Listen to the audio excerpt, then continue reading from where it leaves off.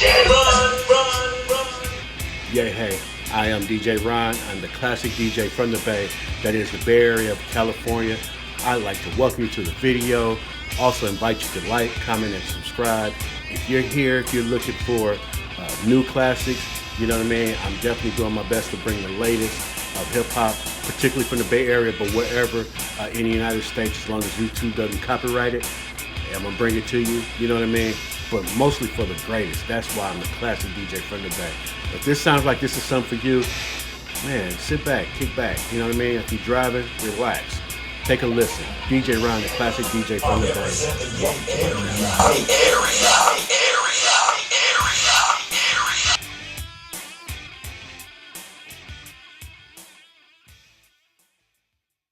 Part 4, DMC, and the place to be. Went to St. John's University. And since kindergarten, he acquired the knowledge. At the 12th grade, went straight to college. Dope and insightful interview. Man, you almost wish Run was there with him, though. You know what I'm saying? But DMC, he pushing the line. You know, he's coming out of his comfort zone. He usually like to be the quiet one. You know what I'm saying? While Run did a lot of the talking, you know what I'm saying? Run used to run his mouth a lot. You know what I mean? Literally. And it was cool, though. That was just who he was. That's who he is. You know what I'm saying? But we're going to get into part 4 now. Listen a little bit more about DMC. Learn a little bit more about Run DMC. Great interview, man. Don't forget to give a like and make sure you watch this video all the way through. You understand what I'm saying? I believe it's going to be at least one more segment, maybe 2. Possibly 2. Because we don't want to skip any of this. All kind of good information on there. You know what I'm saying? Appreciate you very much. Let's go. DMC. Then like shit out of the movie. Briefcase, paid us some cash. Y'all go home, no show tonight. He's talking about right after the Tupac, the night Tupac got killed. They were supposed to perform that same night after the Mike Tyson fight. All right, so if you didn't catch it, go look at video 3 of the same series. You know what I'm saying? Flow and Prove, a hip hop life analysis with DMC, part 3, and you'll hear that story. How he should have even been in a car with Tupac that night. How crazy is that? You know what I'm saying? So, bam, here we go. The continuation. I didn't find out till the next morning that Pac got shot. But the reason why, you could ask Eric, we coming to get y'all. And I'm like, oh shit, I'm hanging with Pac and Suge. No, you're not. Why, Eric? Because Jay's getting dressed. And you was at the Luxor as well. At the Luxor. Because that picture with Pac and Suge is in front of the Luxor. That's at the Luxor. The one in the car? Yeah, that's in front of the Luxor. That's where I got that night. Yeah. They left and we had to wait for Jay to get dressed. Yeah, that was my favorite hotel at the time. Crazy. Yeah, hell yeah. Yeah, I love the Luxor. That came out there. Yeah, exactly. We did it at the same time. That's crazy. Yeah. Wow, I would have never put you guys in that scenario. No, I wouldn't have. Crazy, if you would right? have never said that, Yeah. I would have never. But you know, it's like, yo, who we going to get to put Run DMC? All right. That's like, oh shit. You know what I'm saying? All right. So Wow. that's honorable. It's like, Yeah. for them to say, you know, say they could have went, Pac could have did the after party. Right. They wanted to. Kings. Word. Death Row wanted us to, so they can sit there as the audience. That's fly shit. Like, what? All the OGs grew up loving Run DMC, though, so I'm not surprised. You can say what you want. Everybody loved Run DMC, though. Y'all was the ones. Man. Wild. Do you want to go back to the Dominican thing? Oh, the Dominican thing is the craziest thing So, ever. all right. So, when did I hear that you was Dominican? Where was this at? On MTV or something? Yeah, because I did a special, My Adoption Journey. Okay. When Down with the King came out, right? Put us back on the road, back on the charts. Video, the very next day after the video, I woke up and I wanted to kill myself. And I didn't know why. I don't know. I just woke up and said, I don't want to live no more. Wow. God bless. And there was this void in me, and I didn't know what it was. And You could have money, fame, everything you want. And wow. that's why am I, what the fuck? And I sat there and it was like, yo, you back at where you was, this and that. Back on top again. That's not enough. Something's missing. It was just something missing. And I was like, okay, let me look at my life. Darryl McDaniels from Hollis, Queens, New York. Banner's my mother, Bifer's my father, Alpha's my brother, Run's my pal, Jay's my DJ. This hip hop thing, I went first to go gold, first to go platinum, first on the cover Rolling Stone, first with the sneaker deals, this and that. Now I'm back with you. Why am I fucking feeling like this? And I didn't know what the fuck that shit was. And the feeling just stuck with me, stuck with me. And I'm living with it, functioning. And what was crazy at this time was, in 1990, I got diagnosed with acute pancreatitis because I was drinking a case of 40s a day. And I want to drink a case. A case of 6 or 12? 12. And it's 40s. Yeah. I put a refrigerator in the back of my truck so I didn't have to stop at the grocery store. And this is OE or St. Ives? OE. OE, okay. That's just fake. All right, cool. I told you earlier, I hate fake shit. When that shot's so Cuban, that's fake shit. You don't even take that conversation. So malt liquor. But it's got to be old gold. Was old gold malt liquor too? Or yes, no? old English 800. Okay. The Beastie Boys Brass Monkey. Yeah. Is because we wrote Slow and Low with them, Paul Revere. We wrote Slow and Low for them. We wrote Paul Revere for them. And their Brass Monkey opening rhyme is from my Old English rhyme. I had a rhyme that was about Old English. I got this rhyme that's more than real. When you drink Old English, here's how you feel. You reach in the freezer for a 40 ounce or 32 ounce, whichever counts. You fill each bottle for the one that's cold. It's got to be cold when you're drinking Old Gold, but you might get the one that's hot. You got to get it hot. That's all they've got. $1.35, that is the price. That's not too much if you want to get nice. You pay your money, walk out the door. You say to yourself, I remember that store. You look around for a place to stand and with a quarter Old English inside your hand. You crack the quart, you put it to your lip. You tilt it slightly and you take a sip. Now by now you should know the deal because that one sip you already feel. You're feeling bold, so you try to guzzle and you do it again because it ain't no puzzle. So I had this whole Old English rhyme that they just said, we got this rhyme that's more than real. When you drink Brass Monkey, it's how you feel. So Adidas. I was drinking a case of 40s a day and I got acute pancreatitis. I was going through, I didn't have no, well, I guess this is a symptom of depression. I can't drink no more. But then Down with the King comes out. So when that elevation came, it pushed me further down. So I got to the point where I didn't want to live with this feeling in me, right? So I said, I'm going to kill myself. But before I go, I got records, I got videos. I think there's 2 books on this. I want to leave a book because I want people to know Daryl, the guy behind the King of Rock. So I came up with an idea, just in case I kill myself tomorrow, I want to write a book and I want to go, yo, what's up, world? I'm Darryl McDaniels. You know me, DMC, from the groundbreaking rap group Run DMC. First to go gold, first to go platinum, first on the cover Rolling Stone, first with the sneaker deals. Everything that hip hop is doing, they say it's because of me running Jay. But I'm really just Darryl McDaniels, no different from any boy or girl on the face of the earth. I was born May 31st, 1964, and I was like, I was born May 30th. I realized I didn't know no details about the day I was born.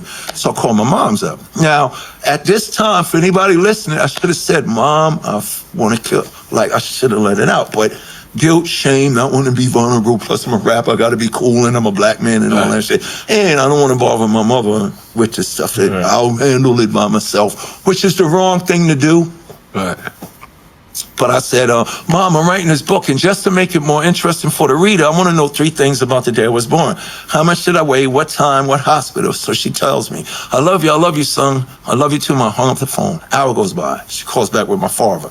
At this point in my life, I'm an alcoholic, suicidal, metaphysical, spiritual wreck who's thinking of killing himself, who can't drink no more because I wanted to drink to help me deal with the emotions and stuff that I was feeling so I could suppress those emotions. And the phone rings and my mother says, it's my mother and father. So I'm 35 years old, Down with the King is killing, and I'm suicidal. We have something else to tell you. So I'm thinking she's going to go, well, when you was born, there was a power outage in a hospital, gave birth to you by candlelight. No, she hit me with this. We have something else to tell you. What is it? You was a month old when we brought you home and you're adopted and we love you. Bye, click. Well, they hung up like that? Because they didn't know what to... When I got it, when she hung up the phone, I know my mother and father. Honey, he's asking it. We got to tell him right now. So they rushed to the phone. You tell him. No, you tell him. I can see my mother there. Yes, it was my phone when you did. Bye. When we took you I was 35 years old and you at a month old. I found out I was adopted at age 35. Then I found out that I was a foster kid. So long story short, that made me really want to kill myself. because of that revelation, I start drinking again. Now, I'm not supposed to be drinking. And my wife, love my wife, Zuri, she keeps it real. I say I'm drinking. I was making excuses. I'm drinking because I'm celebrating a newfound part of my identity that I didn't know about. She looked me in my eye. I love women. Motherfucker, you fucking drinking because you can't handle the fact that you just found out that you was adopted. Because think about my whole career.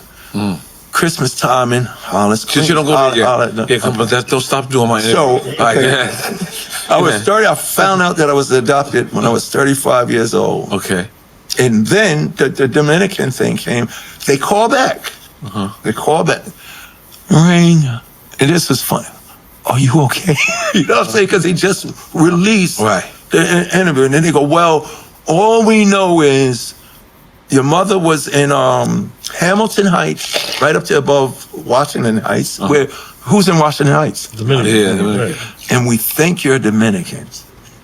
So this is my mother and father. I'm dealing with all this angst and emotion. They tell her, I'm Dominican. So from that day for 5 years, I'm running around the world telling everybody, I just found out that I'm adopted Dominican and Dominican. And I love my wife again. My wife's like, Diablo me. Yeah, for 5, no, you want to know? I went out, there's a Dominican rapper. Anybody know his name? Alpha? It's a fake, no, he's an old Omega? school. Somebody, Diego. No, Diego's from Puerto Rico. Diego's from Puerto Rico, but they thought he was Dominican there's too, a Dominican rapper who's famous. So I go out and buy all this Dominican rap music. I go out and buy Dominican cookbooks.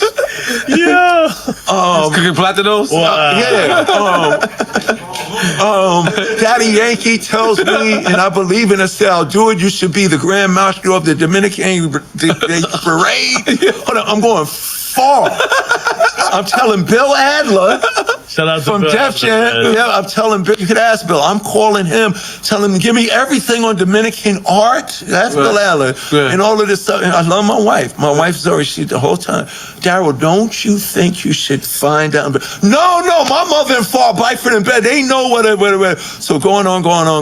So long story short, I do a search and I find my birth mother.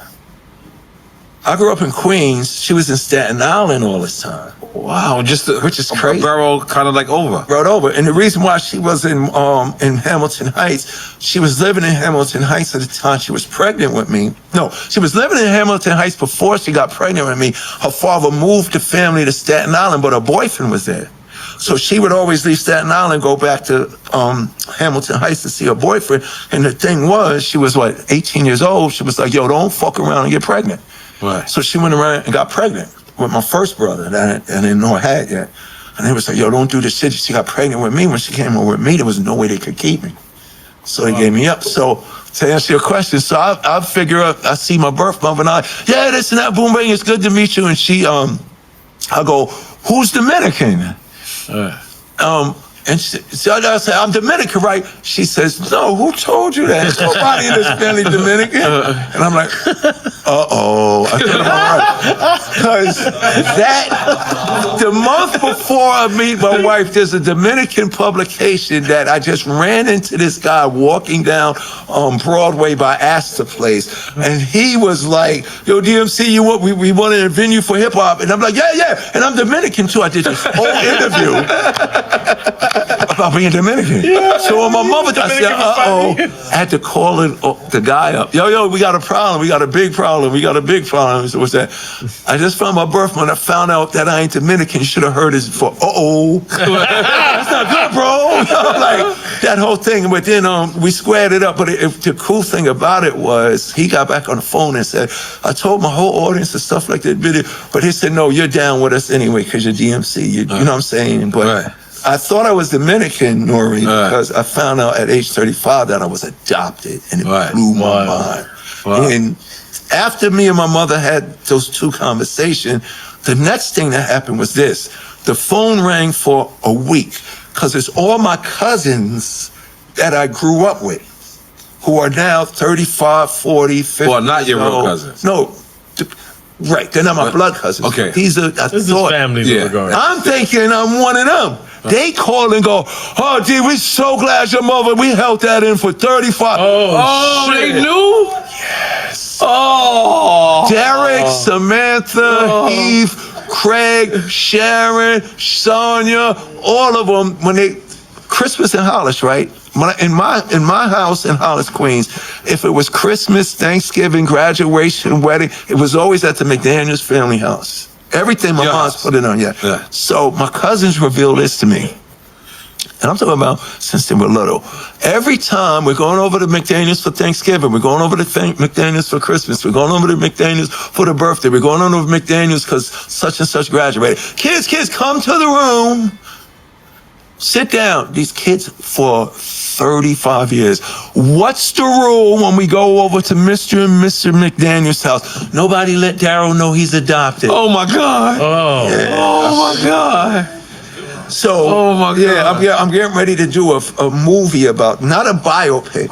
I'm getting ready to do a movie about that situation. Yeah, nah, that's. And the thing about it was, it's just two things. When I met other adopted people, I love my parents for not telling me because they were afraid that it might do something to me. Because my brother, who's their biological, Alfred, he says, It's deep.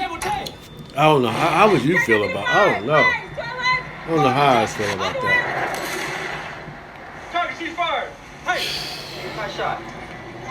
At least, hey, he didn't kill his. what happened was my mother had other foster kids that went back to their families. Because I remember cousins that I had that I didn't see no more as we were growing up. Those were kids that went back. And my parents officially adopted me when I was 5 years old. But my brother Alfred said, we had this other kid, what was his name? His name was Oscar. I remember the day he left. And I just remember my brother's 3. And I think my brother was 6. And I just remember my brother telling me, Oscar's mother's here to get him. And I'm like, okay, my aunt's here to get Oscar. I'm going to see him next week. Never saw him again. Then there was other little girls and stuff like that. But my brother said this would happen. And this is what's crazy about all the comic books and all the shit. And this has to do with Riggs too. So every kid went back. And I'm in there playing with my toys in the porch in Hollis, Queens. And my mother, adopted mother, looks over at my father. And this is funny. What are we going to do with this one? It's like a pet. Take him back to the show. My father says this. My brother says, oh, you know what? I think we'll adopt this one because you never know. He might grow up and do something that'll change the world. Wow. So They said it in front of you. In front of my brother. Oh, okay. Because he was, I'm little. He heard them say that. And then, he even called Daryl. I'm so glad Mama tell you that because I didn't want you to find out on their deathbed. Because a lot of times the adopted that don't get told, we cleaning out the house. And I'm going, what's these papers? That would have been really crazy. So at least they got to get it out before they passed away. So my brother, what I was going to say was, here's what's crazy about all the superheroes. When I was growing up, the only people that I felt I could connect to were the superheroes in the comic books. And if you think about it, most superheroes are nerdy, geeky, awkward people struggling in their regular lives. Right. But then Riggs hit me, but they turn into these people. When Is Spider-Man an orphan? I was just going to say that. Okay. Let's talk about Riggs. So Riggs, we have the comic book meeting, and we doing that, and boom, bang, bang. About 2 or 3 weeks later, Riggs discovers my adoption story that's out. So I come back in the office, and he's doing this. And I'm like, hi, Riggs. Same way when I met. And he goes like this, yo, D, this is fucking crazy. And Riggs says, yo, D, you are really on some superhero shit. I was like, what are you talking about? He says, yo, most superheroes are adopted. Or have a family issue. Or Superman came from somewhere. That's what my mother and father did. Clark, there's something we need to tell you. You're not really from. We love you, but you're not really. He goes, what? You have this thing. That's what my mother did. Spider-Man. From Queens, it had to be raised by Aunt May. Batman, what happened? Seeing his parents get killed in front of us. So everybody has those issues. But all of that led to me, when I first met Riggs, he goes, do you like my superhero? But going back to that, when I found my birth mother, she goes, I know you're dying to know why I gave you up. My birth mother's name is Bernsenia. My adopted parents thought I was actually Dominican because of the whole Washington Heights, Hamilton Heights. But when they was doing the adoption transaction, they just remember, they thought my mother's name was Bernarda. So Bernarda and Dominican, the area, that's what they thought. But my mother's name is Bernsenia. But she says, I know you're dying to know why I gave you up. And I was like, shit, lady, that's an understatement. And she hit me with this. I gave you up to give you a chance. So then all of this, it went back to the void. When Down with the King went back up, when Down with the King went up and I went into the depression, that was, you know, it's like when the god Zeus says, Mercury, fly down there and reveal to him who he really is. Right. When I went into the depression, when I met my birth mother, she said, you was going through depression right that time? 1993, Down with the King. She said in 1993, her secret that she knew she had given me up, her best friend turns to her. No, her daughter turns to her.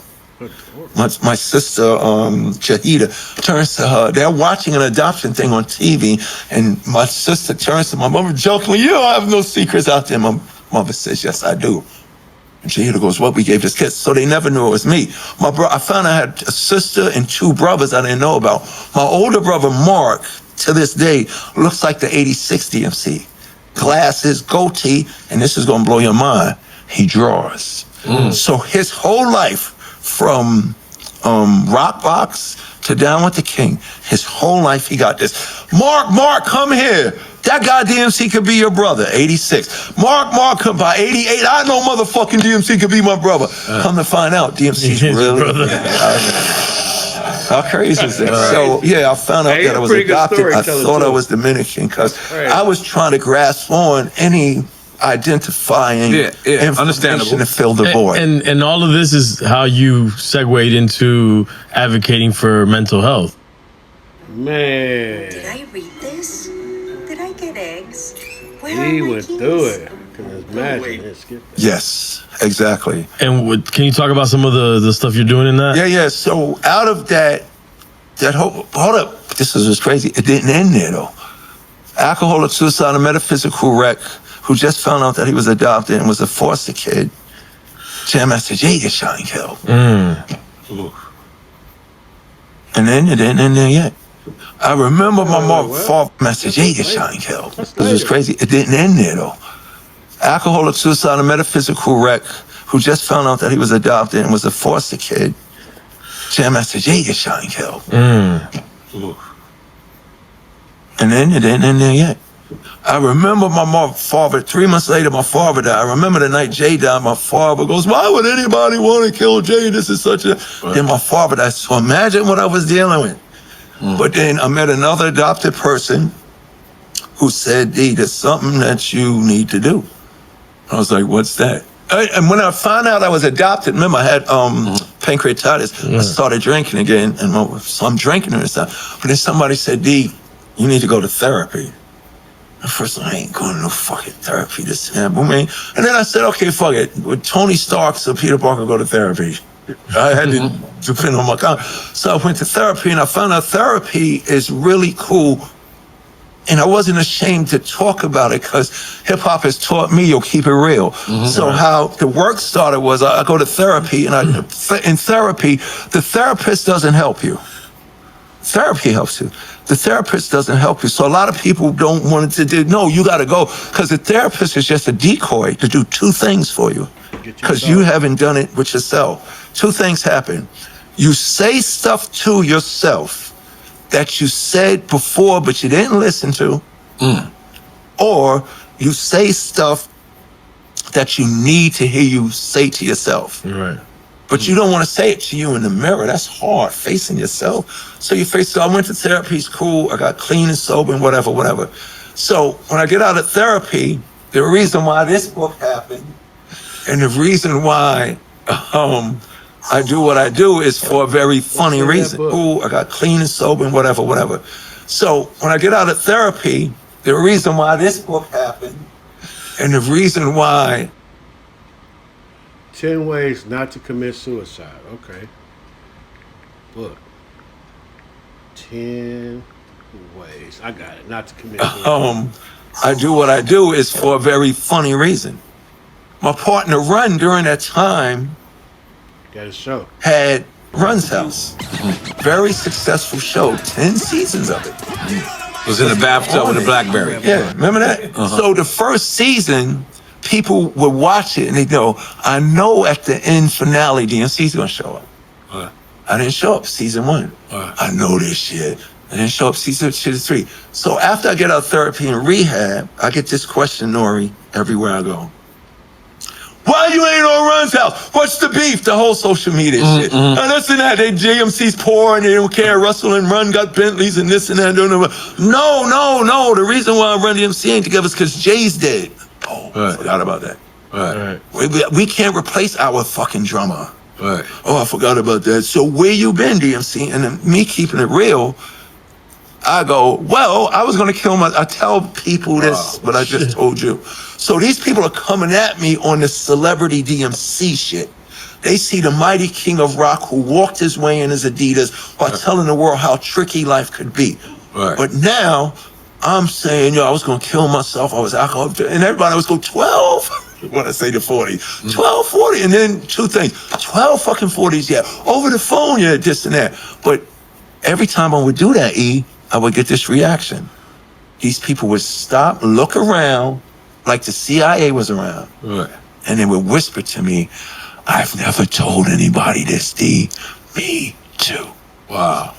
Now they didn't tell their workers, family, they struggling like I was. But because I'm DMC, my Adidas, and I just revealed that to them, now they safe, they would tell me. But this is the one that hurt me. This is what got me working.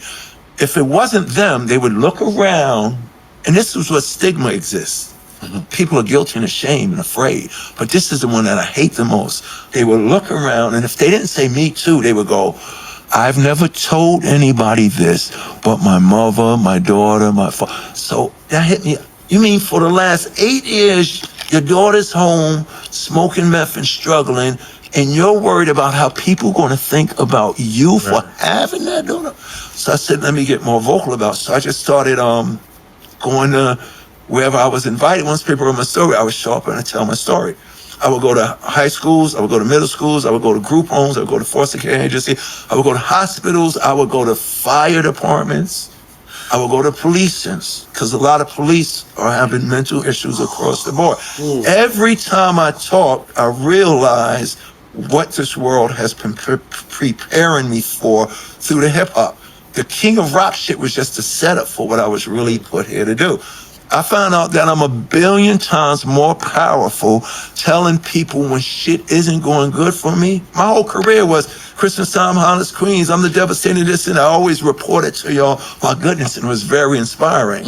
It's even more inspiring when I admit that I'm vulnerable, scared, afraid, weak, and confused, because then those people go, you know what?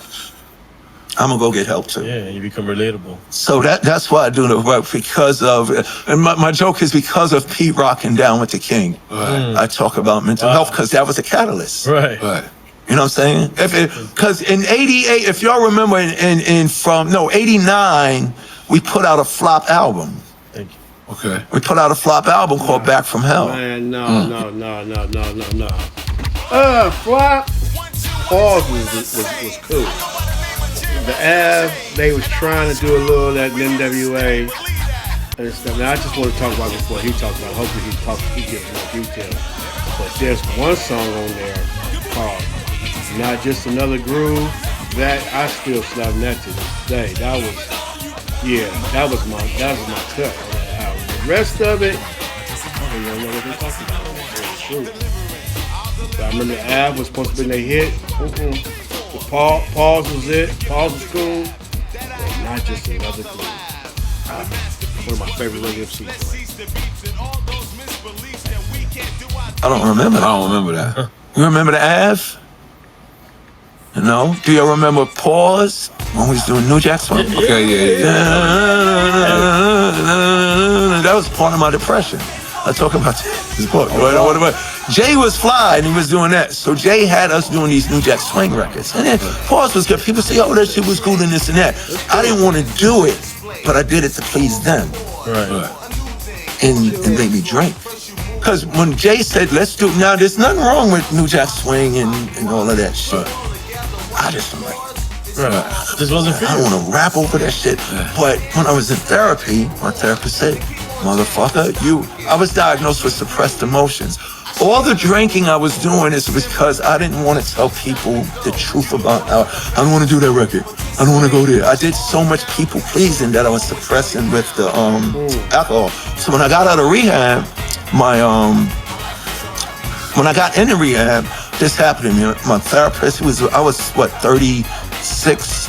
So my therapist probably was like 46, 48, a white guy. Right. It's a white doctor thing in a clipboard. Right. So he comes in for my first therapy session in rehab, and he sits down and he says, Daryl, during your career with Run DMC, did Run J. Russell or anybody at the record company do anything to get you upset? And I'm sitting there and I lie, no. And he's sitting, he's the doctor, and he got his glasses, and I go, no. He looks up at me, I need the glasses. And he does this. Glasses on. Starts unbuttoning the white coat. So I'm sitting there, what's this motherfucker gonna like this some shit? And he sits down, and it's crazy. I wear him all the time. He had on an AC/DC shirt. I guess he did that to break the ice. He sat down, and he looked at me in the eye, and he said, you a goddamn motherfucking liar. And when he said that to me, yeah, man, in 1983, Ramon did this. 1980, I started remembering that Russell did this. I started remembering everything. Profile, it all poured into me. So when I got out of rehab, this is funny. He says to me, from now on, D, be hip-hop. Keep it real. Always tell the truth. And he said, it might upset some people. They might not like you for that moment, but they'll fucking get over it. But I also got to be ready to receive it too when they do it. But then he says this, he says, from now on, speak your truth. Tell the truth no matter what, right? And I go, even if my wife asks me if she's fat and this true story, not that one. Not that. Y'all listeners out there, this is life. Right. Not that one. But now, you ask me my opinion, I give it. Truth. I don't even want to say truth, set you free. He just said, from now on, my manager, Eric, hates me sometimes. They want to give you $500,000. Who is it? What is it doing? Where they from? I don't like it. Nope, he think I'm crazy. But I'd rather make $100,000 5 times and take the $500,000. Right. I'd rather make $150, do the math, to get I'd rather make $100, 10,000 times to get the million than taking the million and that's what I was doing my whole career. And the reason why I bring up the Back From Hell album, if you listen to the Back From Hell album, the only guy that knew something was going wrong artistically with Run DMC was Dante Ross. Well, Right. You know who Dante Ross? yeah, that's When we put Back From Hell out and Pause out, he was that motherfucker must have been in therapy. That motherfucker, what the fuck is Run DMC doing New Jack Swish's bullshit? Like, he went He'll say it too. He'll say it. No, he kept it real, kept it real. But that's what I should have did. And it could have went like this. Yo, then y'all do the records. Y'all, I have no problem. I don't even want to be on the record in the first place. I was going to be so I'm already there. But then the whole thing was, I remember when I lost my voice, Russell even told me one day, you got to show up. The motherfuckers ain't buying Run. They buying Run DMC. So you stand there, shut up. I did millions of shows and I couldn't rhyme. Wow. Imagine it. And you was lip syncing? Well, Jay was playing the vocals and rhyming over with me. Oh. So in the moment, people don't know. Oh. Right. But that went on for probably like... I am an American soldier. I'm a warrior and a member of a team. Wow. I will never accept You sure want to hear Run and D though. I mean, it's just, if there's ever a group that needed two people, it's them two. maybe 2.5 years, maybe. Wow. So imagine how I felt. Wow. And then I didn't realize those are part of the suicidal thoughts. I talk about it in the book. I'm thinking I was only put here to rhyme. So if you your can't superpower. the superhero loses superpower, what happens? Right. But then you realize who you really are.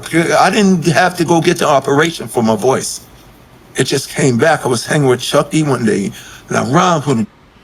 He was diagnosed, I think I said it before, but I'm going to say it again. He was diagnosed and was told that he couldn't rap no more because the way he rapped, high-pitched, yelling and just, he said it would kill his vocal cords. It'd be like DOC. not DMC, DOC. You know what I'm saying? So when that album dropped in what was that, 2001? I want to say. You know, DMC was very much missed on that album. It was cool. The album was alright, but he had a couple cool cuts on there. You know what I mean? What Run was talking about, Let's Stay Together on there and everything, but it wasn't the same album. It wasn't the same. Not having Run and he do what they do, how they did it. It's like that superhero. I started glowing and shit. Like, but it was it. Wait, so you didn't get an operation? I didn't get an nothing. So you're operation. just sitting there with Chuck D. Well, the mental health thing it's all very mental. When I was in therapy, my therapist said, don't let nothing define you or your situations or your operations. And I was like, what do you mean? How do you do that? She said, you've been doing it your whole life. And I never knew this. She said, she brought up the we're live as can be, never singing. The good news is that there is a crew. It's about time for a brand new group. Run All DMC. other things won't be the same. But then she said, don't you know all of your most powerful lyrics, like the one that I just did here with you, start with this is crazy. And I'm not religious. I think religious divides. I think politics divide. The arts is the only thing that succeeds where politics and religion fails. I agree. Politics and religion fails us. I agree. I'm saying it, yeah. Yes, you holy motherfuckers. That shit fails us. But the arts succeeds where politics and religion fail. But she said to me this. She said, don't you know most of your powerful rhymes start with the two words, I am?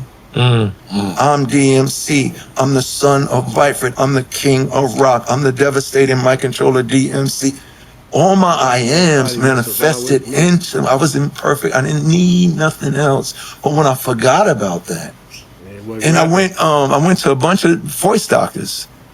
One doctor told me, and this is before I knew it was mental, there's nothing physically wrong with you. Your voice is a little red, your throat is a little red because you're out there every night pushing it, but nothing's coming out. Straining, right. And Obama had wrote a book, and in the book, he said, your voice isn't how you sound. Your voice is who you are. So when I found, I'm adopted, there's my birth mother, screwing the missing pop. Pop. It was all mental. Right. You ever spoke to Beanie Siegel? Because he lost his voice. I haven't spoken to Beanie Siegel. I knew what's his name? The DLC. DLC. He was in a car accident. Yeah. But I was diagnosed with the thing called spasmodic dysphonia, which is involuntary spasms of your vocal cord. But my crazy diagnosis was, you even have one or the other. It's abductor or adductor. Like in the gym, they have an abductor machine for your legs and an adductor. The doctor diagnosed me with both of them. Wow. And then they gave me the Botox shot with the needle. The needle's about this long. I went to Mount Sinai, and they put Botox in your vocal cords to stop the electric impulses from your brain getting there. So they did it to me, and I passed out. And it was like every number of days, the voice never came back until I found my birth mother. It's crazy. So now I think what's healing me is therapy is addressing your issues. Because when I speak, one dude was like, DMC, I ain't got no money like you. I can't afford a therapist. So what do you tell somebody struggling with an emotion or condition, suicidal, whatever? I said, sometimes you don't need money for therapy. I say, in your darkest hour, when even if you can't smile, there's somebody that you think about that brings a smile to your spirit. Right. That's the person you go to and do what people was doing to me, but I had to get it out of. You go to, I said, it might be, you know how you grew up in the neighborhood and you love Mr. Hooper, who runs the store. I've known you since the barber that cut your hair. Right. Those are the people you go up to and say, yo, I've never told anybody. You got to start like this so they understand where this coming. I've never told anybody this, but I want to kill myself. There's nothing wrong, and when I speak, there's nothing wrong with a person saying they feel like killing themselves. And what you mean? No, it's not a good thing, but it's nothing wrong with it. For instance, if it's hot in here, could I tell you not to feel hot?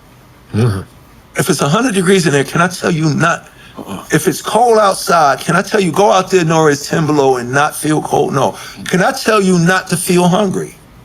So I'm realizing it's a feeling that they have. What you have to do when you approach with that, sit down with the person, and even if it's chemical, there's a catalyst, a who, what, when, where, and why that causes that feeling. Find out who, what, when, or why it's doing it, and you remove. My strength of not drinking again, and I went to rehab, and when I was in rehab, I was in there for 30 days. Oh, I was going to do this at Leo's thing, but I don't need you to speak. Just come on stage with me. Motherfucker, I done prepared a whole fucking speech about your ass that ain't got nothing to do with this fucking music bullshit. I got happy you came. Just say, yeah. Thank you forgot, because he's calling Eric and wanting me to come, and I'm getting I gotta speak. I'm gonna speak about him and Kathy, and you be in my role. I don't need you to speak. Just come on stage. I went and hid in the back, you know what I'm saying? Because I don't like to be here. But I got to commend Leo, because Leo is part of the people that saved my life. Right. Because when I was going through this, Leo actually paid for my rehab for me to go to the rehab. Wow. Daryl's drinking, he can't fucking die. We can't have Daryl die. Kathy, and it was Kathy. I love Kathy. Kathy Simeonides. Yes. I was disappointed she wasn't in L.A., Leor. Yeah. Fuck is up with that? Well, he had Kathy's daughter. Well, okay. Working for it was him blood there. Yes. So Kathy went to Leo, and Leo was, I pay for it, Daryl, go to fucking rehab. I went to fucking rehab. So I got to come in, and I tell Leo, it wasn't because of this music shit. I was going to need you at a dive. The reason why we met was much deeper than this music shit, but it's good that the hip hop brought us together. So I got out of rehab, and now I did a book called Daryl's Dream, which is a story about me in 3rd grade getting teased, bullied, and picked on because I want to say my poem. And other kids don't think it's cool, but then I say my poem, I get a standing ovation. Now all the motherfucking kids want me to teach them how to say poetry. All of a sudden, I'm cool. Just like Nori, all the motherfuckers that was, come here, motherfucker, run, all the bullies and the hard rocks. Oh, now you want to be my friend, motherfucker. Like, they waving at me now. You know what I'm saying? You the motherfucker that took my sneakers over there. You the motherfucker snapped me up, you made me rhyme. Now all the hard rocks want to be, but it's the same stories. Okay, so now, every year since my childhood, it doesn't feel like this holiday unless I hear this record, right? And I will also give it to Mariah Carey as well. Every year. So let me ask you, every year at Christmas time... But we cooler because it's hip-hop. Yeah. Yes, do y'all go platinum every year at Christmas time? No, because all the money goes to the Special Olympics. Wow. Publishing, album sale, all the money. Oh, y'all was trying to be good niggas back then. No, we didn't want to do that shit either. No, let me tell you. He said no. Another walked in. We didn't want to do that shit when they approached us with, they want you to do it. No, that's corny, fake. There ain't going to be no Christmas rapping elves. Like, we thought it was going to be corny shit. All right. No, we didn't want to do it. It's for the Special Olympics. Let them find somebody else. No. I remember when he came here to the Bay, they came out, Run DMC, 1987. And that song had just been released, so it had to be in November, possibly December. Came to a store called Hartputs, where Hartputs sold Adidas. That was their main thing, was Adidas. But they had Troop and Nike and stuff too. You know what I'm saying? And, man, the line, it was so many people was outside. It was at the old Wells Fargo building that Hartputs had took over. The line was, the crowd got so thick outside in Richmond, California. And these was Richmond folks. I remember knowing a lot of people that was there, to the point to where they had to have a helicopter come hover over the building and drop ladder down to, because it was a bank. It had like a escape hatch to the roof or something like that. And they had to go out that way because the crowd around this place was so thick. Richmond, California, in 1987. I wish he would talk about it, you know what I'm saying? But yeah, it happened. Bill Adler, shout out to Bill Adler. Christmas Holidays dropped right after he comes to us, y'all can do what you want to do. Bill comes and plays us the music. the Backdoor Santa sample. Because at first, me and Ron wasn't going to do it, but when we heard, we could do that shit, give me a pen. So me and Ron, we went and wrote our rhymes. But every year, we don't see no money from that. That's all crazy. Olympics. Wow. From That all start walked to end. way. Well, let me just tell you, Do this shit. if I don't hear that record, it's not. No. It's not Christmas. Here's where we are with that. And this is so cool about hip hop. This was about 4 years ago. I don't know if it was a journalist or was doing an interview or whatever. They said, who would have thought in the existence of this universe that hip hop would do something, would continue to do something phenomenal after all the phenomenal stuff that it's done. That's why I believe this. 50 years of hip hop, yo, we just getting started. Yeah, absolutely. Still got more to do. Innovation, creativity. We got Hollywood to take over now and conquer. Different stories, so much to do. But they said Christmas used to be just this, Nori. The black guy, Nat King Cole, singing chestnuts roasting on an open fire, right? Or the white guy, Bing Crosby, actually singing I'm dreaming of a white guy. Remember, that's I know every both. Christmas. Who in a million years that's just going to change now? They say for the rest of the existence of this universe, it's Nat King Cole, Bing Crosby, and Run DMC's Christmas and Harvest. That's like, that blew my mind. I was like, whoa. You mean I'm like Harry Cuomo now? Right. But it's I remember one Christmas toy giveaway in East Palo Alto, California. Used to be one of the murder capitals of the world, of the United States. I ain't gonna say the world, the United States. And DJing out there and giving away toys to, to the less fortunate and everything. And of course the police gonna be there because they didn't want them to jump off. But one of them officers was up and dancing. I mean, like break dancing. Full uniform, baton, pistol, everything else, but was going off when I played that Christmas in Hollis. Man, it was like it took him back to his childhood or whatever, man. But he got off dancing to that record, and everybody was like, whoa, cheering it on. It was during COVID too, so it was an outdoor event, and when he was in that big old parking lot, and man, officer, I don't even know his name, but man, he did his thing over there off Christmas in Hollis. Big song. He was like Mexican or Samoan or maybe even Asian. You know what I'm saying? All the way through. Dance all the way through that record. hip hop shit. We done, like, you know what I'm saying? Right. That's a huge achievement. Even the Rock and Roll Hall of Fame, I want people to understand something. People always go, D, you don't know who you are. I do know who I am. Right. That's why I act the way that I do. Right. You know, I don't want free shit, this and that. Right. But I don't want free shit, this and that. But the Rock and Roll Hall of Fame, y'all got to understand something. We did the video about us being denied entry into the place that don't exist. Right. Now, when we're allowed to get in, ain't motherfuckers mad. Mm-hmm. Gene Simmons, all these motherfuckers is mad. This and that. They were mad. Gene Simmons. Gene Simmons was mad. Gene, yeah, from Kiss. Yeah. He was mad. Yeah, he respects us now. Take pictures, but he was making a point. Y'all got in. Well, he was hating the point that we don't play instruments. So he's denied entry into the Rock and Roll Hall of Fame. My thing is this: you gotta understand. I think this is my most valuable award, and let me tell you why. That's what's up. That's what's up. Because it's from you. Yeah, people. My right, that my genre, my culture, this and that.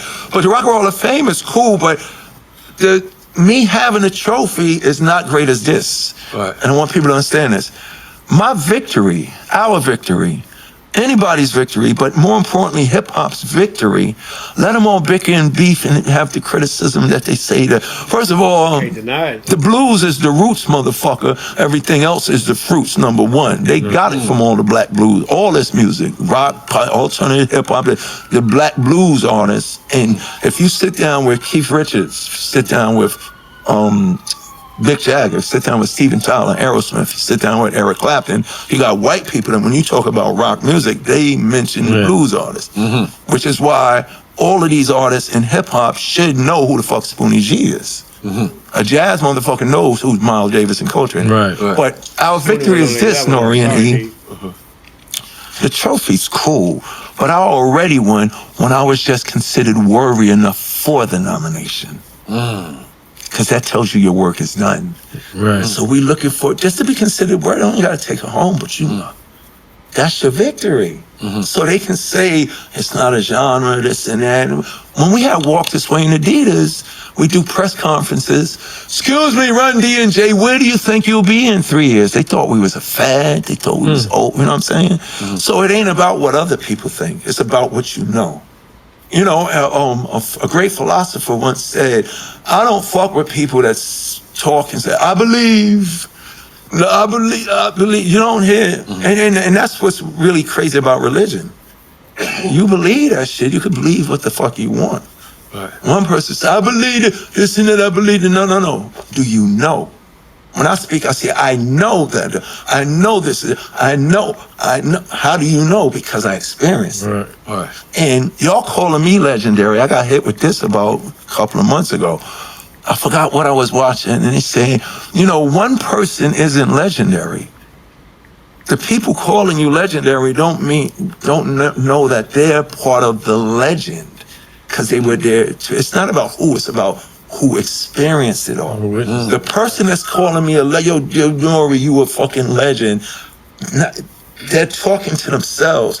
The guy said a legend means the people who were there to experience. The legend of Billy the Kid.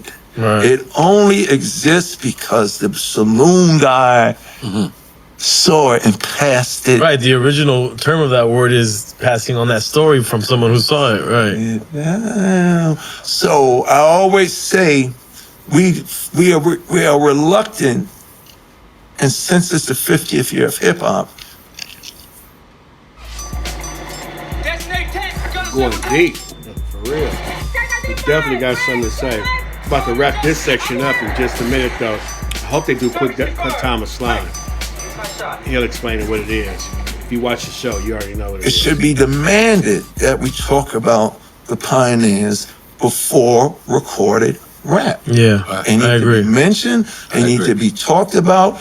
Hollywood, you're coming out of DJ this Hollywood. strike. DJ Hollywood? Oh, no. All of them. Okay. DJ Hollywood. Oh, you was talking about Hollywood. Hollywood coming out of the Hollywood. When we come, we don't need no more. I was a drug dealer, now I'm a rapper. Story. I was a gangbanger, now I'm a rapper. Think about this, Nori. From 74 to 70, from 71 to 74, there's so many stories of our people. And okay, they were DJing and breakdancing and doing graffiti. What was happening economically?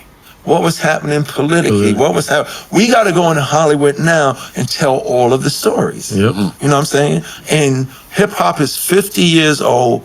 Now we just getting started. We got to dominate the airways. We got to dominate the screen. We got to dominate literature. Now we can start telling all the other stories that need to be heard, or else they're going to get lost. Right. Let me ask you, because you were saying this earlier, one of the first people to have a sneaker endorsement. Do you guys have a stock in Adidas?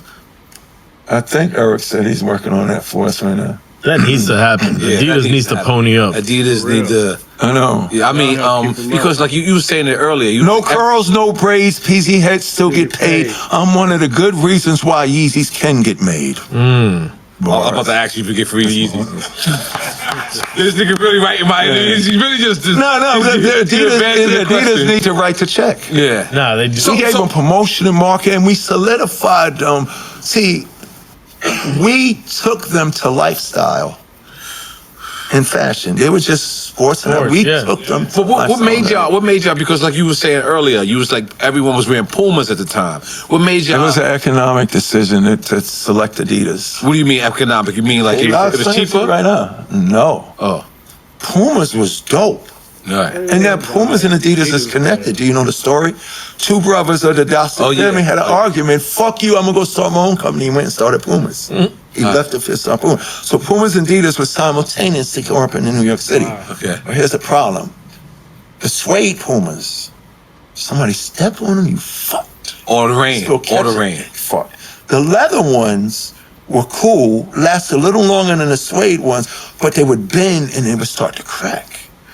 This is an economic decision. Do I spend my $35 on the Pumas Somebody step on in the rain, or do I get the shelter that all I need to do? Why do you think I carry rags with me? At the end of the night, when I get back to my room, I just wet it and wipe it off. They look brand new. It was the economic decision. They're more durable. I didn't know I was going to get a sneaker deal, so my first pair of Adidas, I don't play ball, so mine can last 3 years. So it was an economic decision that we did Adidas. The shoelace thing came out because of this. But hold on, before you get to the shoelace thing, let me ask you this one thing. Have you ever owned a pair of Nikes? Yeah. Recently? 2000. He knows the date. When did Nelly and them put out? My new Air Force. What year was that? 2001. You mean to tell me Nelly got you? Yeah, what year was that? Well, it was Nelly and Jay-Z, because Jay-Z was infamous for rocking 2002. the Air Force One, right? Why? What year was that? So here's the story. I'm in New York City, the Foot Locker on Broadway by the McDonald's. Not 34th Street, right? No. Okay. Astor Place, McDonald's, Broadway before Houston. Okay. With Adidas store on the downtown, corner. okay. There's a Foot Locker right by McDonald's, where Profile Records used to be. Okay. So I forgot I was going to an interview. This was like 2000. It was when Nelly and Jay's, when Air Force Ones was popping. Yeah. So I go in the Foot Locker. I got on a blue T-shirt. Uh-huh. I got on blue Levi's. Uh-huh. And I got on white Adidas. So in my crazy mind, I need Adidas with the blue stripe. I ain't right. And I had a new white Super Soldier white stripe. But I'm very OCD. It was hurting me. Right. So I go in the Foot Locker on Broadway. And I go in there, I looked everywhere. I need the white Superstar size 13 with the blue stripe. Go in the back. We don't got them. Did you do 12? No, 12 hurt my feet. So over there on the podium, I told this story at Adidas recently too. Over there on the podium is an Air Force One spinning with a blue stripe, and it got lights around it. It's a true story. So I look. Give me those. Did the store just stop and everyone's like, No, because you know why? Because the workers were young. Okay, so they didn't get it. Okay. Who the fuck I am? You know what I'm saying? Manager was young too. Yeah. You know, I walk in Foot Locker thinking everybody gonna know, but like a lot of times if they're young, they don't know. Right. So I put them on. I walk out the door and I'm walking down. As I'm walking, a garbage truck. True story. Bum, bum, bum, bum, bum. Yo, what's up? What the fuck? And that's all the driver says. And I go, keep walking, right? I get to the corner, Broadway and 4th Street where Tower Records used to be. The bus driver, bum, bum, bum, yo, D, man, come on, man, that's wrong. What the hell you doing? I get to the corner of Broadway and House. Police officers standing there. I come over, and one, guess he probably was Puerto Rican dude, you know what I'm saying? You know, they stand there in the beat. He comes up to me. It'll beat me up again. But then I go, he didn't hit me. He was like, yo, man, what are you doing? Man? Why you got on Nikes? And he's hurt. I turn around. I walk back. I would have told you the same thing. I walk back to the Foot Locker because you got to understand, I left the white on whites in there. Okay. Ain't one of them.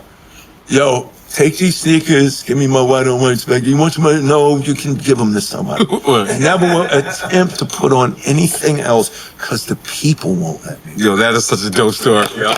That's fire. Bus driver, garbage man, and police. Going for that. I can't win anything else. Right.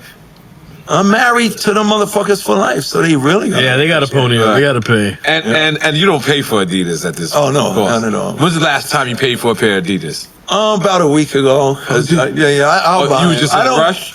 Yeah. Okay. Yeah, call up. No, I don't want to go for I'll Okay. And they tell me, no, don't do it. But, you know, I'll get them because I want them. So, if you had to pick Adidas right now, Pharrell's or Yeezys? Superstars.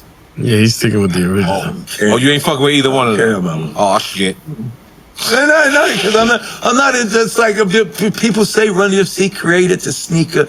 It was a culture that already exists, but Adidas created it. Everybody who goes to convention writes about it. It started that. It was there, but we identified it. Okay, so if I'm dressing while Run DMC attire, and I have on the sweatsuit, but I go to the store, and it's only Stan Smith's there. Does that complete my run? No. You gotta. He said, You gotta go find the superstars if you got the sweatshirt on. Okay, all right. Yeah. We was in the Stan Smith documentary. I hang with He Stan had 'em Smith on. all the One of 'em time. had 'em on. And even Stan Smith said Run DMC needs a lifetime deal. If he got one, he said that. Wow. But the Stan Smiths are, you gotta go watch the Stan Smith documentary. Oh, definitely. I'm watching it tonight. check it. It's crazy. They had to interview us in it. Right. But Stan Smith is more of the casual. It doesn't represent what the superstar represents with the sweatshirt. What was Stan Smith? A tennis player, correct? Yes, exactly. Holy So no, you can't put the Stan Smith. No. That's like wearing slippers to the grocery store. Yeah, it's wrong. Can't say that's Miami people. They wear slippers to the grocery store all the time. All the time. Notice everybody was like, wait a minute, what did you just Well, say? now I'm noticing they do that shit in New York now. Relax. Yeah, motherfuckers are wearing Crocs now and all that shit. But no, but the Stan Smith, it doesn't complete. It doesn't mean you could do it. You can put your idea with Stan Smith, but it's not that thing.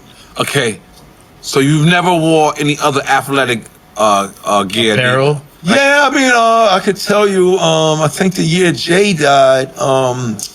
What's Orville's last name, Eric? Orville, who used to work for Orville Hall used to work for Adidas. When he left Adidas, he was with, remember Lecoq Sportif? Yeah. They still popping. Oh, really? You think Yeah, so? yeah, I got pictures Down of the me West doing Coast. Come on, the alligator? with the peacock. Okay, yeah. Yeah, I did with the rooster. That's lacrosse, the alligator. With the Okay. rooster. I was repping Lecoq Sportif for like 3 months. Okay. When you was Dominican? Not wearing it. When he was Dominican. That's when you was Dominican? He was Right like, after diablo, that. me. No, right after that. Okay. Right after that. But I did it for my friend and stuff like that. But then it didn't feel right. I said, Orville, I can't. Okay. You know, I did it for him so he could get the check and shit like that. But I didn't. There's a Didn't couple feel of pictures with me with it on and stuff. Okay. So I did Nike. I did Lecoq Sportif. Oh, shoot. Yeah, damn. Back from hell. He was wearing Ewings. I'm about to ask you about On the that. cover, we wore Ewings for like a whole fucking year. Did I not say This that? when We wore Ewings. this when Ewan was sweating at the foul line. Yeah, we Yeah, wore my notes Ewings right when the here. Ewings first came out, and yeah, we wore. They on cover. That's crazy. I'm so happy no Put the people picture don't there. know anything. No. Y'all don't. I asked you. Y'all know Nigga, I about Back don't from know. Hell in your DjRon-TheClassicDjFromTheBay. Let's just keep it out. Yes. Well, Yeah, that I know. album we got on fucking we got on a Ewing. fucking The Ewans. They got a 33 on the back? Yeah, we was rocking Ewing. Strap. First game. But see, that Right. kind of gets a pass because that's when Ewing left Adidas, started his own sneaker. Right. So it's kind of still in the same family. So it was more of a New York thing, but that was wrong too. Right. My wife always told me she hated them sneakers. What the fuck? My wife is funny. She younger than me, 10 years. She would put the fucking Adidas on. Right. I'm like, no, I'm doing this for Jay and Patrick Ewing. That's funny. Me wearing Ewings was part of my depression. I knew I didn't want to wear them, but Jay was like, yo, we're going to be a fly. And then we was wearing April Never Walker. wearing my Ewans again. We was wearing April We got Walker. Green Champs Ewing. Never wore those. Jay had Yeah. us wearing April Walker apparel and shit like that. Like, my shit is like, this shit is cool. Walker but wear. not for me, Walker wear. Right. Like, you know, everybody was wearing that. I didn't want to wear that shit. Just want to wear my fucking suit. That was during Down with the King era. I remember. I remember. Like, right? Yeah, exactly. But like, I know there's a Biggie Smalls line where it says, you know, you ever think that hip hop would make it this far? Like, did you ever think, like, because honestly, like, I was born in '77. I can't remember where Adidas is not related to you guys. Like, I'm born in '77, 46 years old. Some people call me an old man, right? Right, exactly. But what I'm trying to tell you is, I can't remember a time where Adidas wasn't attached to Run DMC. You know what I mean? At all. Right, So, exactly. so to me, it's like Anonymous. yeah. Yeah. To me, Anonymous. whenever I see somebody wear the suit, Run DMC. like I'm not thinking Adidas. No, you think- like I think y'all. exactly. You know what I'm saying? No, 100%. So- You think hip hop? Yeah, For sure. and I think- Exactly. No, for sure. Yeah. 100%. I think that's was why I made the song My Adidas. I told them.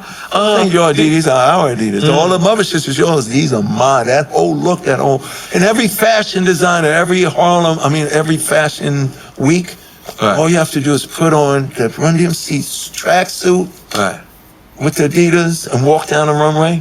It never gets old. Or you put on a leather blazer with the leather pants, golf, and walk down the runway. Is it true? Is it true that that you guys were trying to do a deal with Adidas, but then you guys had a show at Madison Square Garden, and I believe you or Run told me to take it off, and I held it up. Take it off, and you held it up. So what had happened was they didn't understand Which is why. an awesome story, by the way. Yeah, they didn't understand. They're checking the weekly sales of product, and the shelter was in the closet, in the back of the closet, but they couldn't understand why it was outselling everything. And you know how they do the graphs? Yeah. They didn't have enough room on the wall to do the progression of the growth of the sale of the sneaker. So word has it that there was an intern there.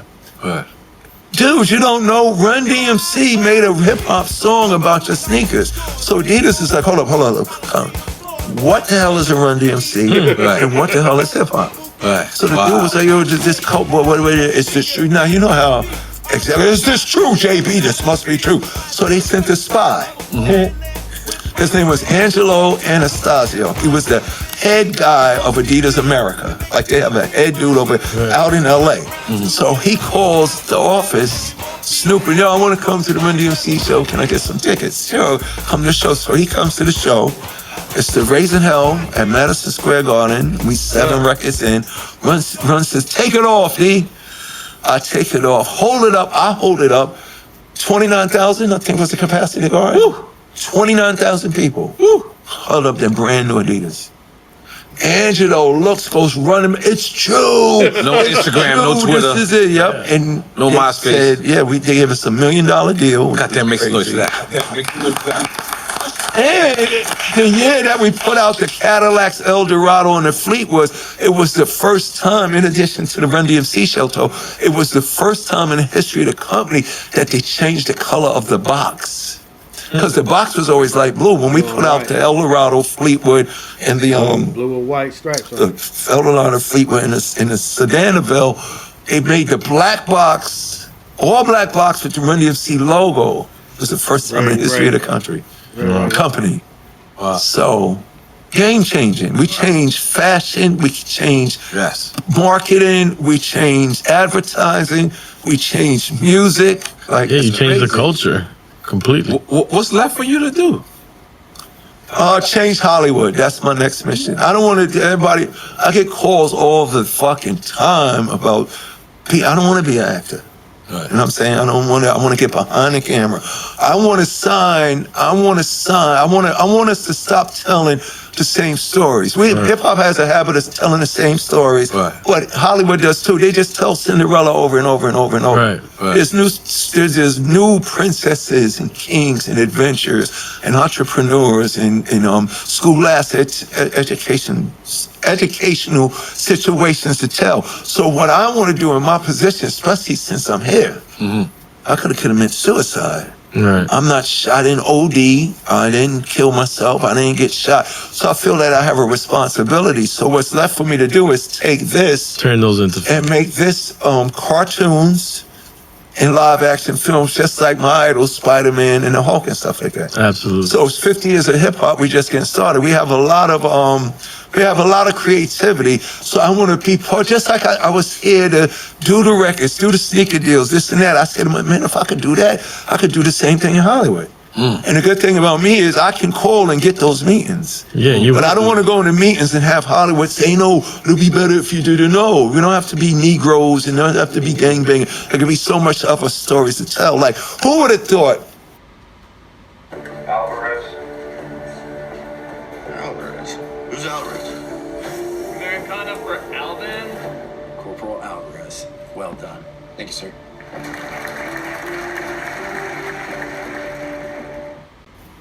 This Catholic school comic reading glasses wearing nerd would grow up not to be just a part of hip hop, but one of the kings of hip hop Pillars. who was able to change every associated genre or entity that we came in to connect with. Right. Who would ever thought about that? So those are the stories that Which changed the world. Let's be right, honest. Richard, yeah, Changed the exactly. world. I mean, Buster said it, man. These motherfuckers didn't just change music; they changed, Buster. They changed everything. Absolutely. You know what I'm saying? And the beautiful thing, Kaz always says that hip hop didn't really create anything. It recreated we recreated everything. Yeah. So it's that we're not. What I don't want us to get. And I especially don't want this generation that's looking at this celebration, don't get caught up in the 50th celebration being over. Because if we change music and we change fashion, that means we can change. When we say Jam Master Jay, everything that he touched turns to gold. Everything that we touch turns to gold. So like when you said, I really meant that. I was like, yo, this is like me coming on Soul Train. Right. You know, I went on Soul Train. Right, of course. But for me coming here, this is me being here with, you guys are my fucking Mike Douglas's, Merv Griffin's. Y'all guys are my Johnny Carson. Yeah. So the kids need to. We're gonna let it roll. Let me ask you something, because you said it earlier. I think you said your father said it. You said, why would anybody hurt Jay, right? Yeah. That's gonna be a whole other chapter. So look, there we go. Part 4. Look like it's gonna be one more video, y'all. Look like what's one more video. I hope you learned something like I did. Make sure you like, comment, and subscribe. I appreciate y'all sharing along with me. This is groundbreaking. This is just great to know childhood idols. You know what I'm saying? Like who we looked up to, who we listened to way back then. The true story of it all. You know what I mean? Grown men reflecting back and letting it be known. This is what was going on with Run, or really with DMC. You understand what I'm saying? And Run and Jam Master Jay. So we finna find out a little bit more about Jam Master Jay. Make sure you check out episode 5. Until then, I'll see you.